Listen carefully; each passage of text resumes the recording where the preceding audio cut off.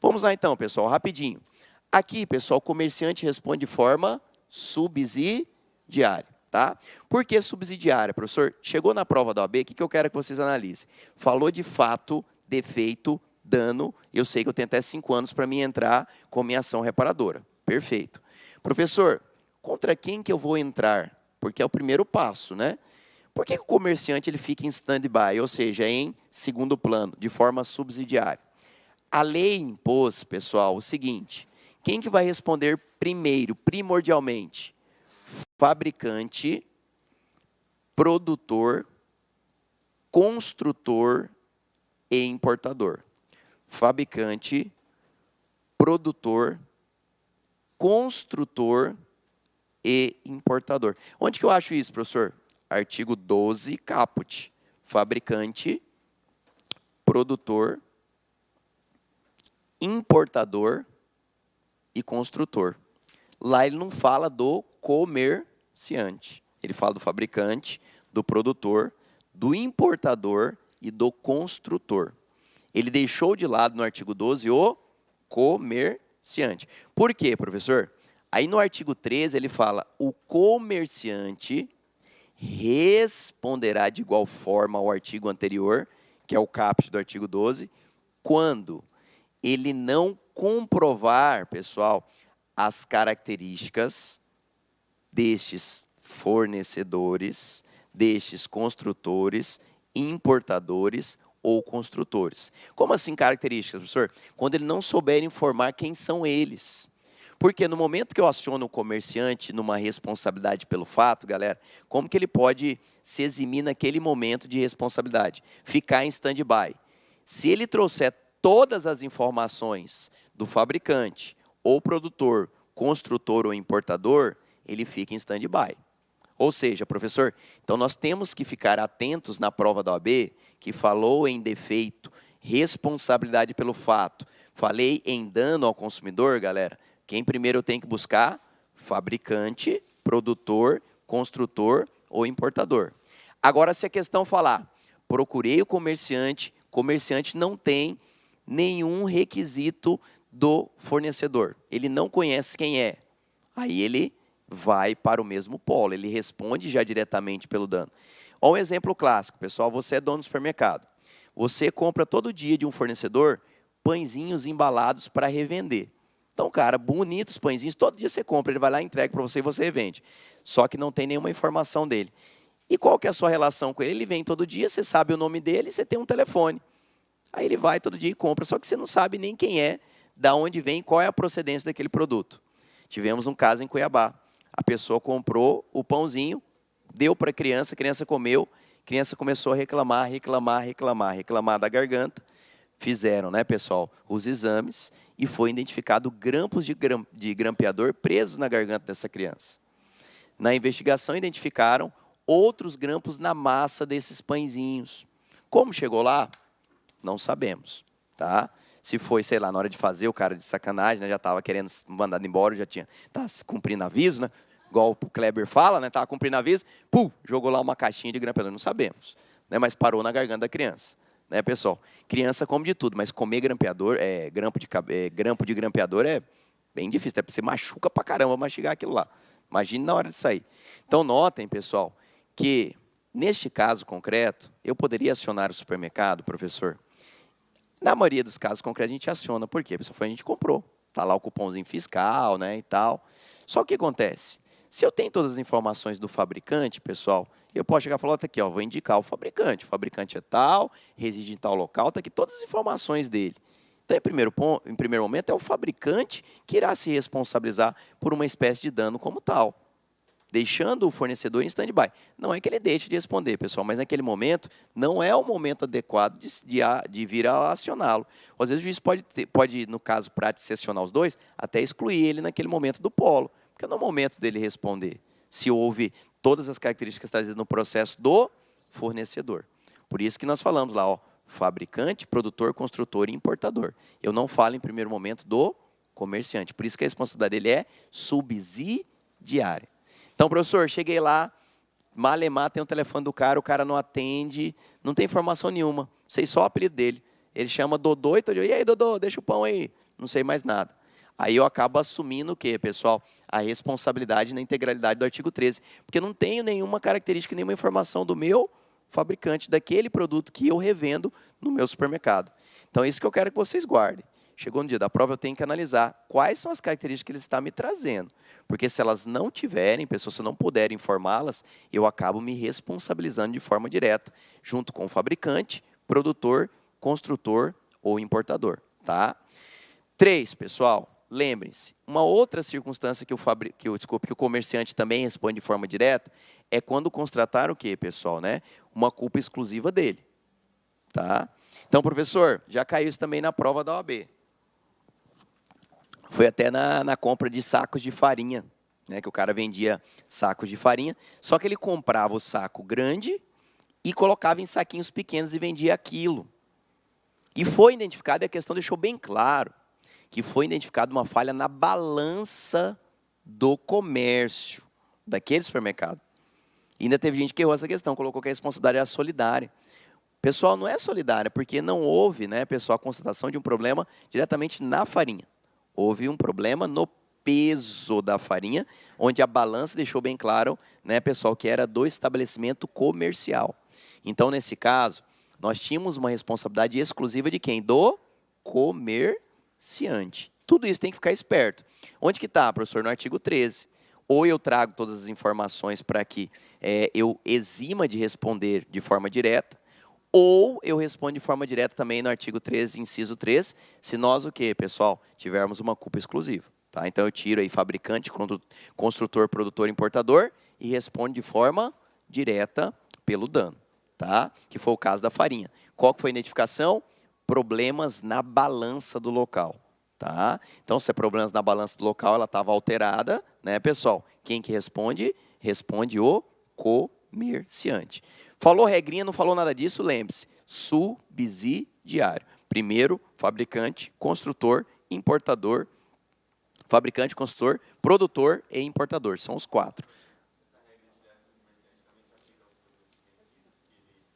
Perfeito, pessoal. Se houver uma identificação do local, salvo se houver uma constatação, pessoal, que nas entregas desse produto ele pode vir a constatar da compra por meio da nota fiscal, ele já foi entregue naquela formalidade, ele pode buscar se eximir de responsabilidade. Há essa possibilidade também.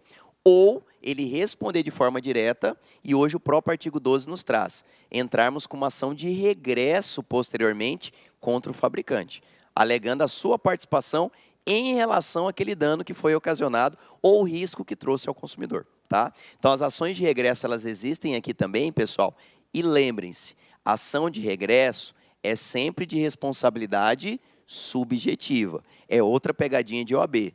Não tem ação de regresso de responsabilidade objetiva. Tá? Por quê?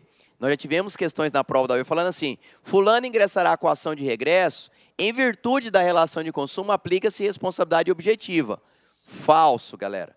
A responsabilidade na ação de regresso sempre será subjetiva. Eu vou ter que comprovar o grau de culpa lá do fabricante, produtor, construtor ou importador, para que ele possa se responsabilizar por aquele dano que, galera, que eu vim a indenizar o consumidor. Lembrando que no caso de dano, o prazo para que eu possa postular essa ação, sempre de 5 anos, prazo esse prescricional.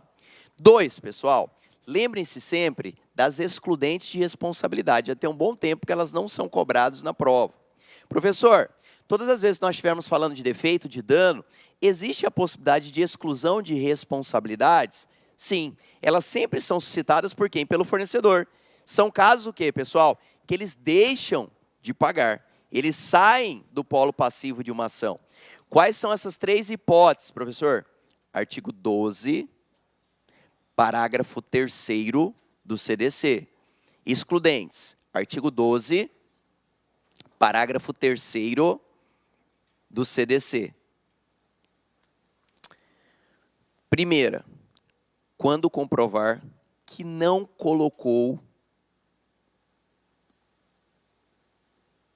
produtos à venda. Quando comprovar que não colocou os produtos à venda.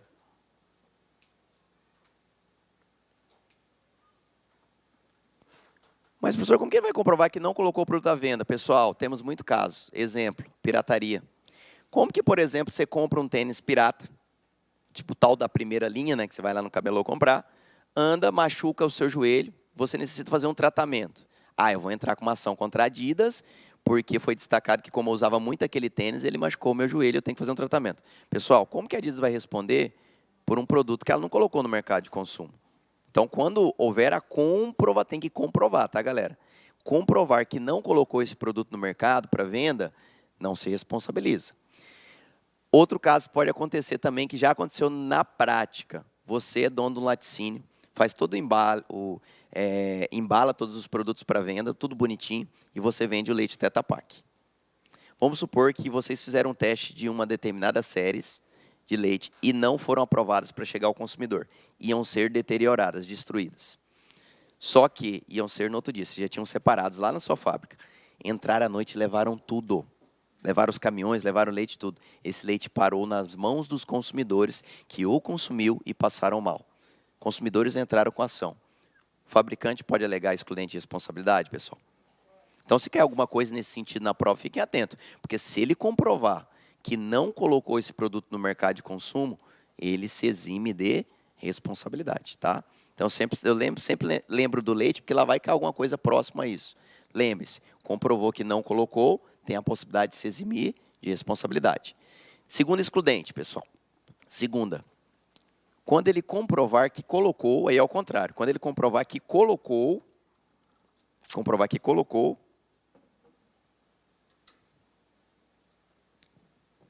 e inexiste defeito. Quando ele comprovar que colocou e inexiste defeito.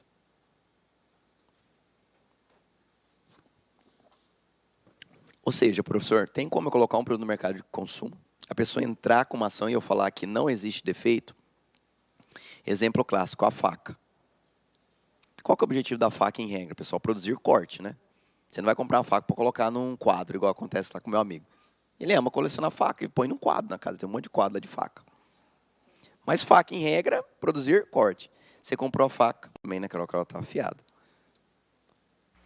Onde o advogado então, inverte. Externo, receber. Galera, é arrumar, tá? Falei ao contrário. Beleza, pessoal? Vamos lá, então? Segundo ponto também, pessoal. E o 34.3, o agindo aqui. Pessoal, advogado, tema dos honorários a receber. Uma prova que foi o caso lá dos apartamentos. Fulano comprou um apartamento na planta, tá? Como você mataria de plano aquela questão na prova? Teve gente que matou com 60 segundos a questão. Primeiro, publicidade e propaganda, galera. Não esqueça disso, pelo amor de Deus. Publicidade e propaganda. Publicidade e propaganda. Tem diferença, professor? Tem. Foi isso que matou a pau a galera que não esqueceu lá no dia da prova. Por quê, professor? Publicidade e propaganda. Pessoal, chegou na prova, lembre-se, eu vou estudar publicidade. O que vai cair na minha prova é publicidade. Por quê, professor? Publicidade tem fins econômicos, fins lucrativos. Fins econômicos, fins lucrativos. Então, a partir de agora, você não vai falar que viu uma propaganda, você viu uma publicidade, porque tem fins econômicos, tem fins, o quê, pessoal, né? Comerciais, grana, tá? 2, professor, o que é propaganda? Como que eu retenção propaganda a partir de agora? De vez em quando acontece, tá? Sociais, fins ideológicos, busca e apreensão fins dos, né, que você não entrega, retenção indevida dos autos, galera. Pode. Por isso que eu falo propaganda eleitoral, que deveria ser chamado publicidade, mas tudo bem, né? Chama-se propaganda eleitoral, né? Então, pessoal, caiu lá na sua prova. Fulano de tal está inaugurando uma ponte de ligação à cidade tal a tal. Esse informe significa uma publicidade ou propaganda? Propaganda, porque em regra, não tem fins lucrativos, não tem fins comerciais. Vende-se uma chapinha na Citylar, R$ 9,90 só hoje. Publicidade, tá? né? Quando fala em compra, vocês são afiados, né? Por que que isso é importante, galera? Porque lá na provinha que caiu da OAB, só tinha uma alternativa que falava publicidade, os outros era tudo propaganda, né? Era, cara, 60 segundos para responder, no máximo. Mas quem não sabia, teve muitos que marcou propaganda lá na prova, né? Porque ele ofertou no conduta com churrasqueira, salvo engano, alguma parte, né? E quando foi entregar, não tinha a parte gourmet. Aí você fala, professor, aí vem aquela palavra, né? Pode se destacar uma enganosa, até arrepio, pessoal. Vai errar na prova. Pessoal, não tem propaganda enganosa na prova. Até, graças a Deus, a prova FGV, pessoal, também já colocou isso na cabeça lá deles. Você pode observar que as primeiras provas vinha tudo misturado, a gente entrava com recurso, aquela briga, porque ele misturava, falando sua prova de cachaça e drogas, conduta incompatível, grave dessa forma, cachaça e drogas, é cidade abusiva. O artigo 37 do CDC já nos traz essa conceituação, tá? Então, a partir de agora, pessoal, lembre-se, publicidade enganosa, publicidade abusiva, tá? Não coloquem na cabeça propaganda enganosa, propaganda. Porque não está na lei isso aí, pode ler lá, tá, pessoal? Quando você vê lá, né, a superintendente do PROCON dando uma entrevista, ela fala, não, nesse caso a gente está investigando porque entendemos que houve uma publicidade abusiva, né? Professor, o que podemos ter na publicidade abusiva e na bendita publicidade abusiva, agora me deu branco. Enganosa, me desculpe, é enganosa. Às vezes dá um branco. Só. Primeiro, galera, não tem como confundir para a prova. Se eu tenho só duas, a enganosa é a mais conhecida de todas, né? Você está brincando toda hora. Propaganda enganosa, né? Na verdade, é depois publicidade enganosa. Química enganosa, pessoal, todas aí excluíram. Induz você a erro.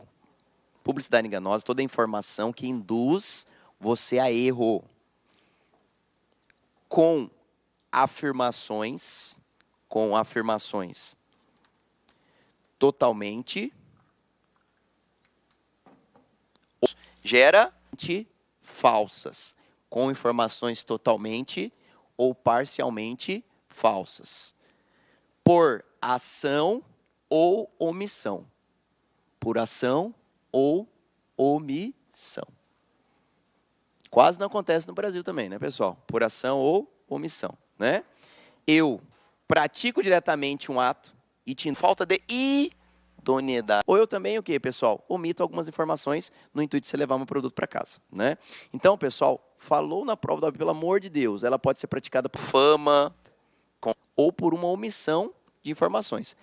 Às vezes o produto existe e eu trago o quê, pessoal? Com informações parcialmente falsas, né, que eu pratico por meio da ação, ou eu omito informações para eu vender o produto a vocês, tá? Então, o induzimento a erro não é propaganda enganosa, e sim uma publicidade. Tá? Então, galera, matou aqui a suspensão, matou os critérios que com dinheiro eu... Isso, o que acontece? Se encaixa porque nós podemos destacar, pessoal, uma onerosidade indireta nesse caso, pela oferta do produto. E aí, como que eu posso constatar? Número de protocolo. Não, na realidade, o que acontece? Esse custo você já está envolvendo de forma indireta. Se ele oferta um determinado produto para vocês, subentende o quê, pessoal? Que naquele primeiro momento eu não pago, a oferta já foi frisada e, consequentemente, esse valor já está embutido nos valores que ele está te oferecendo, seja no produto hora vendido ou no serviço hora ofertado, sem problema algum. Tá? Então, se eu, operador de telefonia, ligo lá e oferto para você um determinado serviço, subentende que já gera relação de consumo. Por quê, pessoal? Ele pactuou com você a venda de um determinado serviço. E se ele não oferta aquilo para você, você compra 5, ele te entrega 1, certo? Gera publicidade enganosa, professor? Gera. E a publicidade enganosa, além de gerar um ilícito, pessoal, na esfera civil, gera... Yes! Do quê? Exclusão não tem prazo. Exclusão é bastante sério. O problema é que muitas vezes na prática nós não acionamos o fornecedor na ala penal, né, por desconhecermos. E o próprio CDC já impõe. Afirmação falsa gera detenção. por se tratar de crimes de menor potencial ofensivo, que também de 1 a 10 anuidades atribuídas ao profissional. Abelão, né, o nosso amigo Marciano, né, pessoal, e Laila Locona, ela vai explicar para vocês que, na realidade, vai ser substituído naquelas tal de transações penais lá, né, pagamento de cestas básicas ou também, né, pessoal, de serviços comunitários, mas é existente, tá? Então, tomem bastante cuidado nesse sentido. Esta publicidade, ela está prevista em lei, está no parágrafo 1º do artigo 37, não vi isso ainda não, suscitada em provas da OAB. Quem observou esse detalhe já matava lá de plano a resposta da questão do prédio que foi ofertado. Maria Advocacia. Eu falei, pô, mas será que tem um algoritmo? Porque só a advocacia em si trabalhava com critério de publicidade enganosa e não propaganda enganosa, tá? Então, nota, pessoal, rapidinho. Tá passando. Publicidade abusiva, ela já tem características próprias, tá? Também está no artigo 37, parágrafo 2º.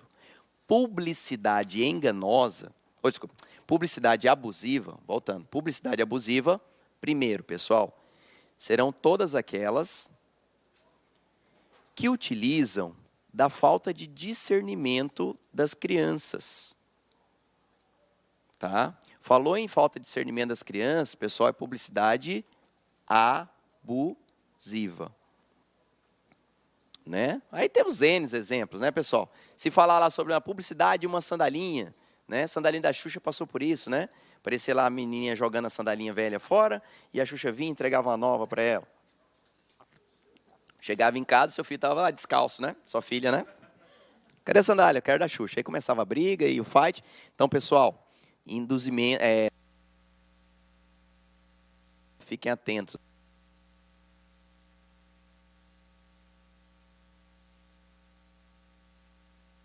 Contra o meio ambiente. Todas as publicidades que atentam com o meio ambiente, teve umas 3 provinhas atrás que é uma questão de direito do consumidor falando sobre isso. Tá? Atentar contra o meio ambiente. Publicidade abusiva. Também, pessoal, toda publicidade que desperta medo, superstição ou violência. Medo, superstição ou violência. Né? Eu lembro até hoje aquela, acho que era da Telefônica, né? Contrate nosso plano que você ligará para qualquer pessoa. Aí aparecia no fundo a menina saindo da televisão, que era aquele filme Eu Chamado, lembra? Que o telefone tocava e saía uma pessoa, aquela do cabelão assim, daí matava você, pá. Traduzir, né? Compre o nosso plano que você ligue para até quem está morto. Né? Então, assim, foi uma publicidade que foi excluída, né? A pessoa teve todo um trâmite e tal. Então, assim, um exemplo clássico de uma publicidade que desperta medo, superstição ou violência, né? Ligue para qualquer um, até para quem está morto, né, pessoal? Então, plano bom pra caramba. Último, pessoal, aí. Última característica. Toda publicidade é abusiva quando ela trabalha contra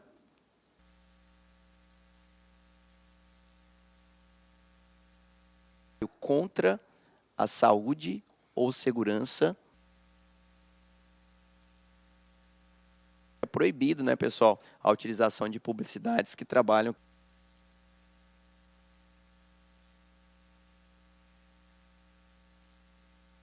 pessoal, abusivas, né? A gente citava lá o cigarrinho de chocolate, que foi muito famoso, né? Que foi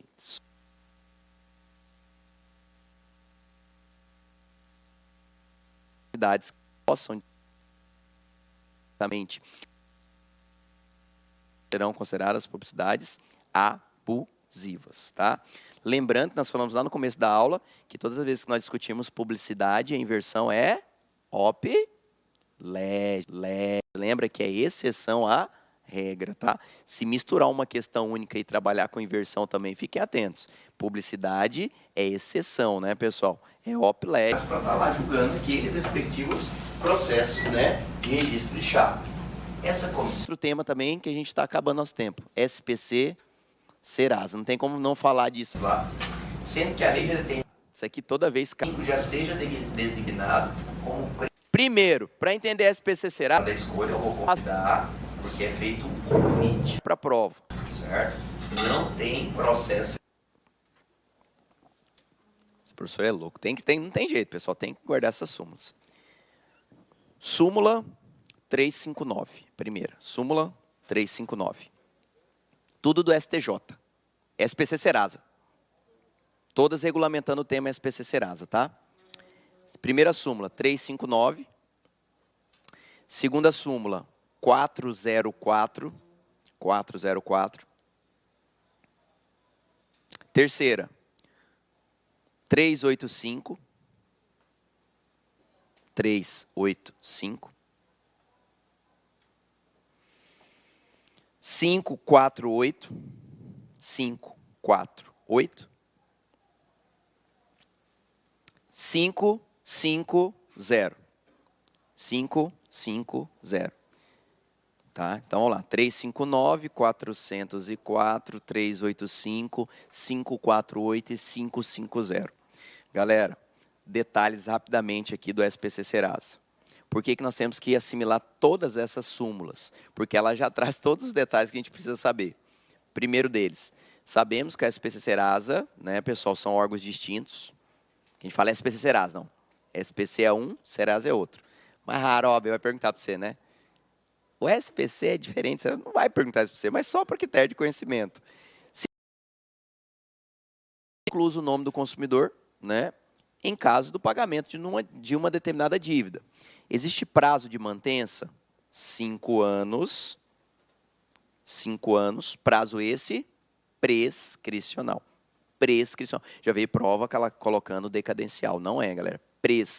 Prescricional. Tá? Lembre-se, a resposta estará na palma da mão de vocês. Esqueceu, olha para a mão. Vai funcionar, vai fluir. Tá? 5 anos. Dos dois, tá? Órgãos de proteção, 5 anos. Prazo prescricional. Tá? Pagou a dívida, professor. Qual que é o prazo para baixa? 5 dias úteis. 5 anos para mantença. Foi lá, professor, nesses 5 anos pagou a dívida, prazo para baixa, 5 dias úteis. Não pode esquecer do úteis. Pelo amor de Deus. Se meteu corridos lá, só 5 dias, fiquem espertos, tá? Para não perder a questão na prova. 2, professor, aqui é bastante interessante. Súmula 359, que é a primeira que citamos, temos que ficar esperto quanto ao critério de notificação. São as circunstâncias das quais nós não atribuiremos o efeito toda vez que cai isso na prova. Pessoal, quem que notifica o consumidor? Tem 1 ano. Órgão mantenedor. Aí depois ele mais 4. O órgão mantenedor é o SPC. De forma alguma. Serasa. É eles que notificam. Coloque isso na prática que funciona. Quando você chega e recebe aquela cartinha, professor, nunca recebi cartinha da SPC, né? De vez em quando a gente esquece de alguma coisa, vem aquela cartinha. Agora até mais bonitinha. Quem receber ela um pouquinho antes, você via que ela vinha toda timbrada pro lado de fora. Era lindo quando você morava em prédio, condomínio. Serasa, né? O porteiro já pegava aquilo ali, pronto. Falei, ih, né? Ou então, eu estou fazendo negócio com o fulano lá do apartamento. Falei, ih, cara, nem larga a mão. Todo dia eu recebo uma cartinha da SPJ. Não é verdade? Então agora ela ficou mais bonitinha. Vem lá, pessoal, né? Da onde ela está vindo. Mas não vem toda timbrada, toda particular. Você sabia que isso foi uma orientação de um próprio consumidor à época? Que foi, discutiu e eles mudaram. Por quê, pessoal? Tá já em algumas eleições passadas, tá? Inclusive, né? Uma já pensou você com o nome negativado, entrar com uma ação de constrangimento, ganhar a indenização, ainda pagar a sua dívida? Né? Então, algumas táticas que nós tivemos na época. Pessoas que se sentiram constrangidas, pessoal, pela espécie de cartinha que chegava, né? Não é que eu estou deixando de comunicá-lo, mas comunicar com uma carta que não expõe ao ridículo ou que não traga poeiras eleiçamento. Então, notem, pessoal, que a súmula 359, o primeiro passo dela é demonstrarmos que para aquele que está participando, integrando uma chave. Então, quem notifica vocês, pessoal, ou vai ser o SPC ou vai ser o Serasa. Primeiro passo, monta a chapa, analisa requisitos, efetiva o registro. É o órgão mantenedor. Perguntou na prova do AB quem que notifica? É o órgão mantenedor. Tá? Por isso já tem até uma... O recurso aqui nós sabemos que é feito escadinha, tá? Ou seja, por que é feito... Súmula 404, galera. Muito importante também porque isso toda hora cai em federal. E a galera toda vez erra por causa do raciocínio lógico. Galera... Tá? Aqui nós estamos falando de uma comissão eleitoral, onde essas pessoas que consequentemente estão participando, por regra e por lógica, não possuem o quê? Vínculo algum com as chapas. Tá? Subentende que na prática. Tá? O AR me perguntar quem sem aviso de recebimento. Ele é dispensável. Súmula 404. Eu, fornecedor, tenho a obrigação de comunicar por meio que, pessoal, do órgão mantenedor. Só que nós não temos a obrigação de fazer por AR. Tá? Aí ele vem lá, o AR é indispensável na comunicação, vai cair na pegadinha. Ele é dispensável, tá? Tivemos até uma briga um pouco tempo atrás, porque surgiu-se uma lei estadual regulamentando a obrigatoriedade do AR na comunicação. Né? Então, houve uma divergência, depois houve discussão, a mídia judicial, aí houve a alteração da lei estadual, tá? Nesse sentido. Montando o quê, pessoal? Em cima dessa base que nós já temos na súmula do STJ, que é a súmula 404. O AR é dispensável. Então, eu tenho a obrigação de te comunicar previamente, mas não tenho a obrigação de formalizar ela por AR. Então, se hoje, pessoal, você entrar com uma ação contra a empresa ou contra o órgão mantenedor do seu nome, alegando que você não foi comunicado previamente, ele vai ter o... Professor, levei uma punhalada na... E falando, não, eu mandei para ela uma comunicação na data tal, está aqui, ó. Ele não precisa mais comprovar o AR. Desde então que ele conste o endereço do Conselho Seccional. Ele poderá se eximir futuramente de responsabilidade. Por que saiu essa súmula, pessoal? Por causa da tática de consumidor, né? O consumidor mudava e não atualizava o seu endereço perante o fornecedor. Quem tem a obrigação de atualizar o endereço, pessoal, é o consumidor. E não o fornecedor correr atrás de você. Só que ele já mudava, né? Para o advogado era bom. Falou, não, fica quieto, não. Vai, muda, né? Porque ele utilizava o endereço antigo, não localizava e dando moral. Dando moral por quê? Eu não fui comunicado. Está lá na lei, dando moral. Então, hoje, pessoal, a súmula já derruba várias circunstâncias na prática como tal, tá? Súmula 404. Dos integrantes da 385, pessoal, também bastante importante. Súmula 385. Nosso recurso básica também, que já caiu em 2014, se eu não me engano, também. Essa 2014, as 3 provas foi de rasgar. A primeira veio detonando, explodindo a cabeça do aluno. A do meio do ano, decepou ele em milhares de pedaços. A última tornou ele em pó. Não, 2014 foi o ano, você não acertava nada, você falava, vai cair, nada, né? Mas graças a Deus a FGV está mais tranquila agora. Súmula 385, galera. Não, 2014 eu guardo até hoje, porque foi... Nossa. Súmula 385, pessoal, é aquela básica. Se cair uma questão falando o seguinte, seu nome se encontrava negativado na data em que foi negativado indevidamente por uma outra empresa, cabe dano moral? Não. Ou seja, toda negativação pré-existente vai excluir a aplicabilidade de dano moral. Então, hoje você foi comprar um negocinho e descobriu que Banco X negativou o seu nome. Você nunca teve relação com o Banco X. Professor, negativaram indevidamente meu nome. Não, quero saber, andando moral, professor, quero entrar com a ação agora. Já traz a procuração que você vai entrar com a minha ação. Só que aí a gente tira um belíssimo extrato do aluno e ele já tem outras negativações pré-existentes. Súmula 385 demonstra. Se as negativações pré-existentes forem devidas, não cabe a aplicação de dano moral. Tá? Súmula 385 do Superior Tribunal de Justiça. Tá, pessoal?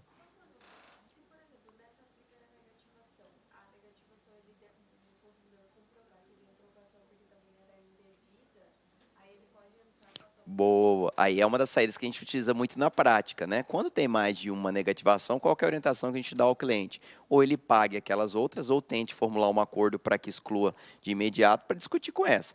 Ou ingresse com outras ações e faça as comunicações entre as ações, demonstrando que todas aquelas existentes são negativações indevidas. Então, são saídas existentes. Agora, de plano, bem difícil uma questão se citar nesse sentido, tá?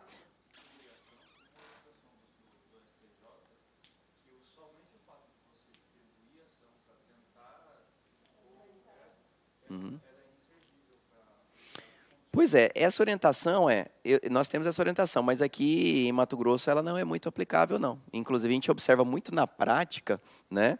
Inclusive, alguns, que a gente vai citar o nome que está sendo gravado aí, de profissionais que estão atuando nessa formalidade e estão conseguindo êxito, né? Porque ele demonstra esta visibilidade nas outras ações, demonstrando a irregularidade, e tem juízes que estão aplicando até mesmo antecipação de tutelas, na excludente de negativações de imediato, certo? Em virtude de já comunicar que ele está debatendo aquelas determinadas negativações em outras circunstâncias pré-existentes. Mas são todo um poderio que nós temos existentes na prática jurídica. Para critério de OAB, eu acho bem difícil ele sustentar nesse sentido. O que ele pode sustentar de forma básica? Estabelecer que já havia questões já pré-existentes, que ele possa fundamentar a sua resposta. Oi? Oi? Não. Aí nós já vamos lá também para o direito civil com o professor Stanley, né? A fundamentação que ela já é in re ipsa, né? Basta que você demonstre a negativação, né? Não precisa demonstrar a famosa dor ou sofrimento por parte do cliente. Se eu tiver uma devida e uma indevida, aí negociei a devida, não tirou em 5 dias, eu já posso entrar? Isso, o que acontece? Há a possibilidade sim, pessoal, porque se houver o decurso dos 5 dias úteis e a mesma não houver a respectiva baixa, sem problema algum. O inverso também Perfeito. Perfeito. E o inverso também é válido também, tá, pessoal? Se decorrer os 5 anos, que é o prazo máximo, o prazo limite de mantença, e o sistema não efetivamente der baixa no seu nome, também temos diversos julgados condenando na aplicabilidade de dano moral. Tá? Já tivemos casos práticos onde a pessoa ingressou com uma ação, ganhou o dano moral daquele... Tinha por quê? A respectiva baixa junto ao prazo prescricional. Temos que tomar muito cuidado. Emergência em relação ao início da sua contagem.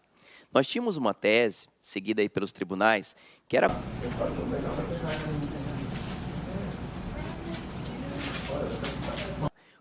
contagem da negativação. Por quê? Há 3 anos eu vi que ninguém movimentou, ninguém me procurou. Do nada, tirava. Aí falou, que legal, sumiu meu nome, não está mais negativado. Aí passava uns 8, 9 meses, ele ia, colocava de novo. Para tentar. Estava colando.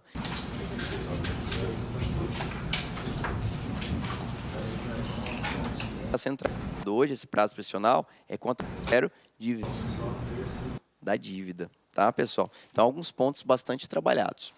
Outro ponto importantíssimo para a gente continuar.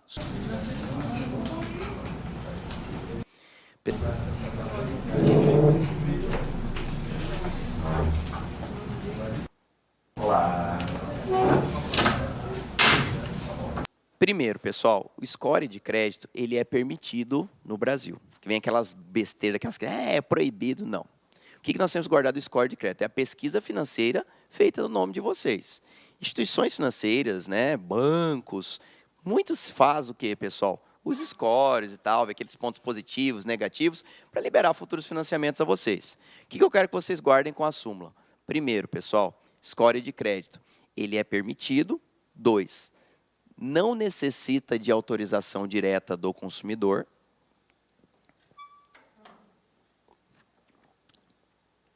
Não necessita de autorização direta do consumidor.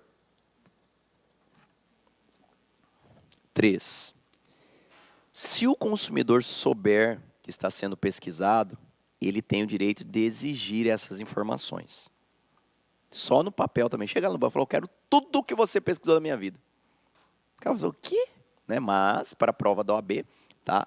Lembre-se, primeiro não tem que ter autorização, mas se descobrir, lembre-se, pessoal, posso reivindicar o quê? Acesso a essas informações. Então, primeiro, não preciso de autorização. Segundo, posso reivindicar acesso às informações. Sim? Fala, Dilma.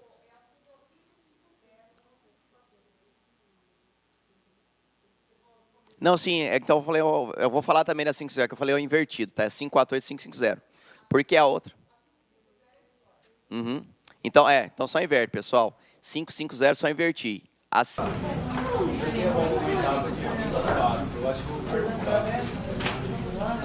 O prazo de baixa, tá? Só 548, certo? Eu só inverti. Uma fala do score de créditos. Nome dos órgãos mantenedores. No caso de quitação das dívidas. Tá? Eu só inverti. Tá? Uma vai falar, pessoal, sobre o score, sem problema algum, essa orientação. O que é o score de crédito, professor? Pesquisa financeira. Primeiro, ação por parte do consumidor. Se ele souber, ele pode exigir o quê? Pessoal, acesse as informações. A outra fala o seguinte, caso de quitação das dívidas, ela só traz um reforço ao que já temos na lei. Na quitação das dívidas, pessoal, lembrem-se, o prazo para baixa do nome mantém-se em 5 dias úteis. Mas a súmula estabelece que, no caso de quitação da dívida, quem terá a obrigação de baixa do seu nome é o credor. Então, repetindo, se a prova falar em quitação da dívida, lembre-se que esta responsabilidade de baixa é do credor.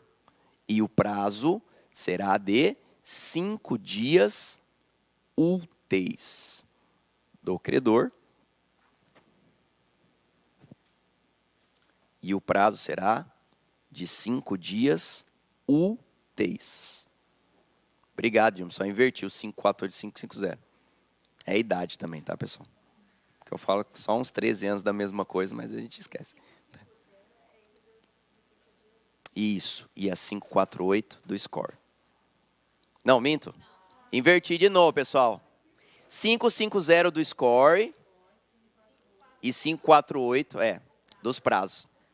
Pronto. Vou dar mais uma questão para vocês na prova do OAB. Então, agora, né, só precisa tirar 38. Pessoal, outro ponto importante que vamos também guardar outros detalhes, rapidinhos, nos contratos de adesão. Contratos de adesão. Vamos guardar alguns detalhes também, contratos de adesão. Pessoal, toda vez que cai essa questão em concurso, galera erra de montão. Pode haver cláusulas que limitem o direito do consumidor num contrato de adesão? Sim. Por isso, toda vez a galera erra. Cláusulas que limitem o direito do consumidor poderão estar contidas num contrato de adesão. Tá previsto no artigo 54 do CDC. Notem isso. Pessoal, cláusulas que limitem o direito do consumidor do regulamento geral da OAB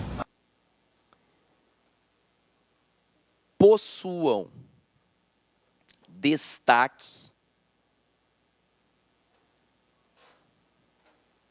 em texto. Ou seja, pessoal, quando você pega contrato de adesão, a primeira coisa que você tem que ler, não leia o artigo primeiro, não leia a primeira cláusula. Vire ele e olhe conselhos seccionais. A primeira orientação, pessoal, Por quê, pessoal? É a cláusula que lhe atribui limites, tá? Essas cláusulas limitadoras, hoje, infelizmente, elas são admitidas pela legislação, desde que elas se encontrem em destaque no texto. Então, ela vai estar em um pouquinho desatualizada. Negrito, ela vai estar grifada naqueles contratos que já tem pronto, tem o cara já destraca, pega um bloco, né, te dá um assina aqui. Então, pode observar, pessoal, cláusulas podem ter limitações, desde que tenhamos elas em destaques no nosso contrato de adesão. Esse contrato, ele é unilateral, tá, pessoal? Ou seja, né, ele já vem com cláusulas pré-determinadas. 2, esse também já caiu também na prova da OAB antes da unificação. Pessoal, eu posso requisitar a inclusão de uma nova cláusula no contrato de adesão? Estou lá, sento na minha empresa de telefonia e falo, não, eu queria incluir mais uma cláusula nesse contrato que já está pré-existente. Vamos supor que o gerente autorize. Pergunta de OAB.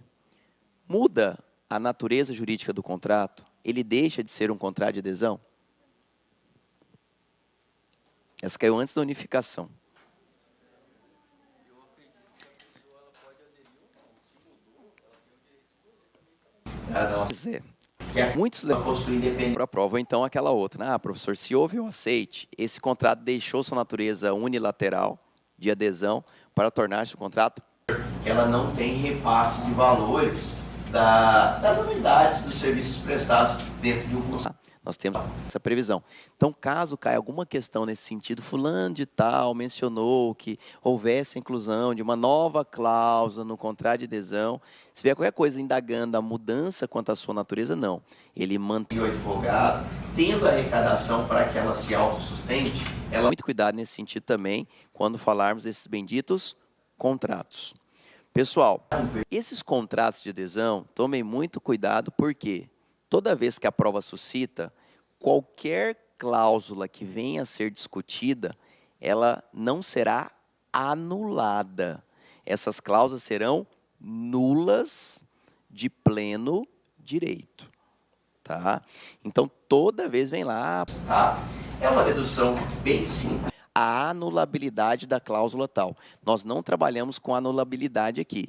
As cláusulas serão declaradas nulas de pleno direito.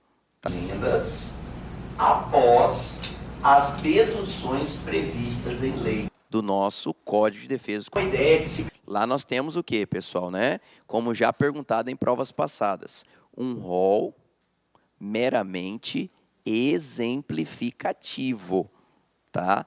Não é rol taxativo, não é rol exaustivo, que é uma palavrinha... Fácil, é uma forma mais fácil. Ama. Professor, o que é rol exaustivo? Então, a dedução que hoje eu tenho é de 60%, certo?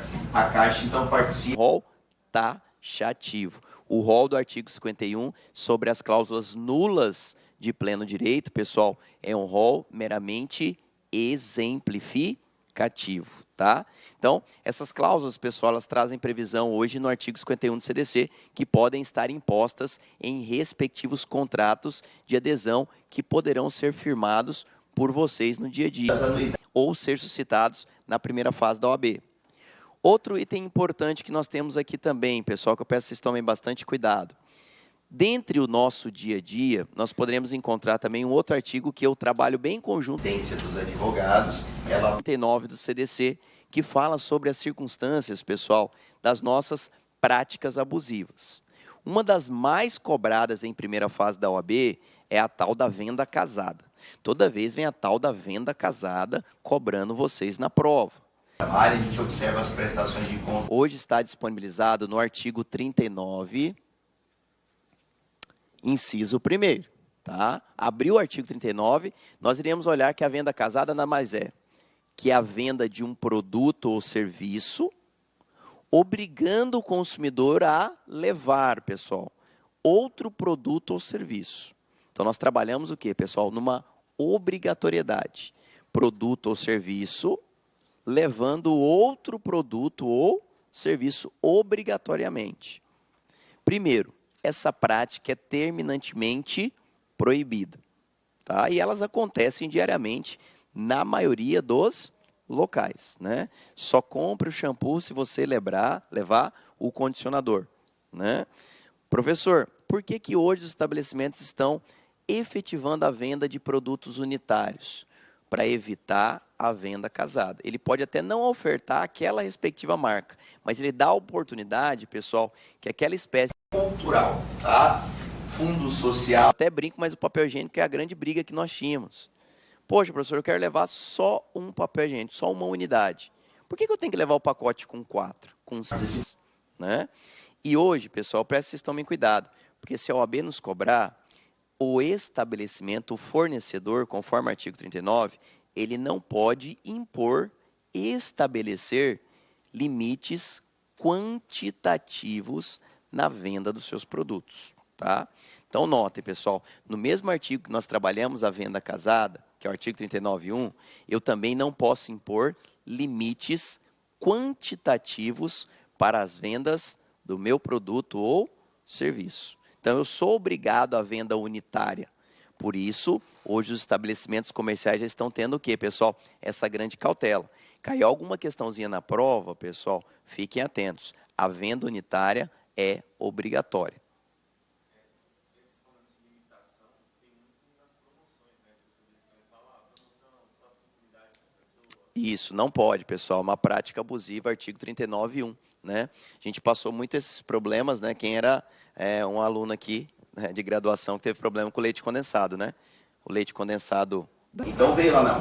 Não perca tempo. Falou da marca. do Fundo Cultural. Lembre-se, galera, será atribuído esta administração. Ficou louco, falou, vou levar uns 20 já. Encheu o carrinho, na hora que chegou no caixa, o que aconteceu? Era até 3 unidades. Dá aquele tom, né? Porque a mãe falou, se o senhor não leu o que está escrito lá, até 3 unidades. E falou, mesmo que eu tivesse lido, eu quero levar todos pagando 99 centavos a unidade.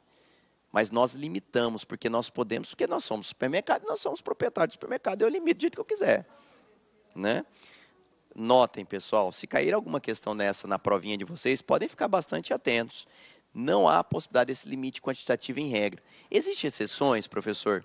Existe. Uma delas é, por exemplo, No papel tudo é lindo e maravilhoso, né? Às vezes na prática torna-se um pouquinho diferente. Mas, retornando, como nosso objetivo...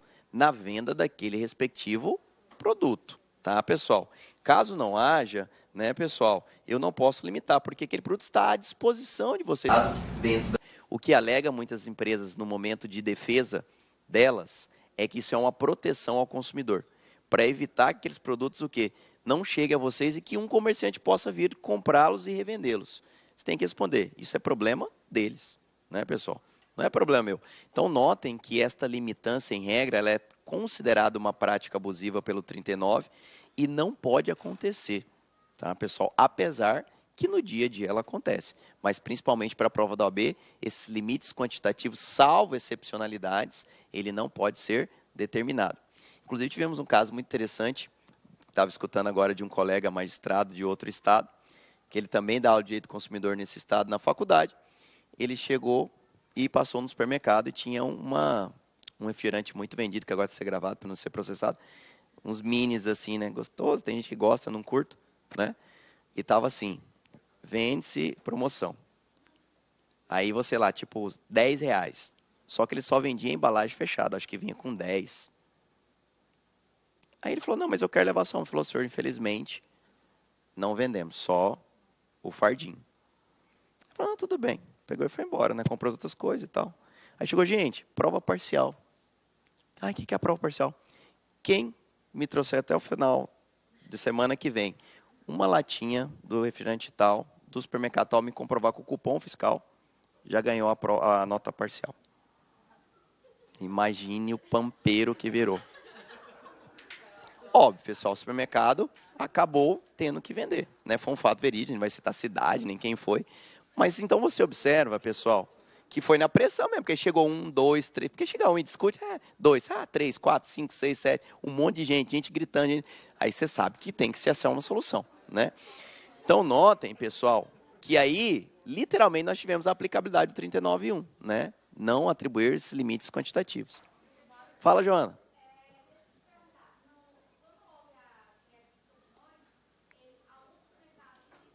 Uhum. Bem, Joana, seria um ponto a ser bastante suscitado nesse sentido. Entendo eu que haveria a possibilidade de nós trazermos um excludente nessas circunstâncias, né? Pela falta de acesso de muitos produtos dentro do Estado, dentro dos municípios, entendo eu que, numa ação discutida muitas vezes numa limitação, poderia ocasionar excludentes de responsabilidade, sim, por parte dos fornecedores. Porque nós tivemos, né, pessoal, grandes problemas de acesso de determinados produtos dentro do Estado, dos municípios, em virtude da greve.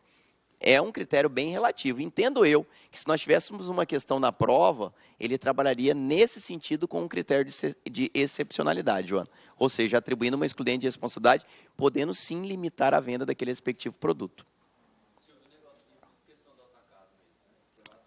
Uhum. Boa. Temos...